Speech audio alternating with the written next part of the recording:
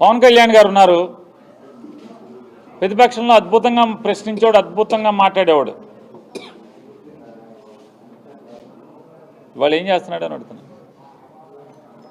వైఎస్ఆర్ కాంగ్రెస్ పార్టీలో ప్రశ్నించే తత్వం ఉన్నోళ్ళు, ఆ మోడల్ వాళ్ళు కాదు వీళ్ళు. సరిపోతే ఏమవుద్దో స్తూపం కడతారు మాకు, అంతే కదా. అరే బతికితే శంషేర్గా బతకాలి, ఏమో చస్తా కూడా మీరే అంటున్నారు కదా. మీరు ఏ పేపర్ నాకు తెలియదు, ఆంధ్రజ్యోతితో మరి ఈ టీవీనో లేకపోతే టీవీ5 అవ్వచ్చు, ఏదైనా అవని. నేనేం కాదంటలా, నేను తప్పు అంటలా. అరే మీరు ఉద్యోగం కోసం చేస్తున్నారు, మీకేం ఓటం ఉండదు ఏంటి?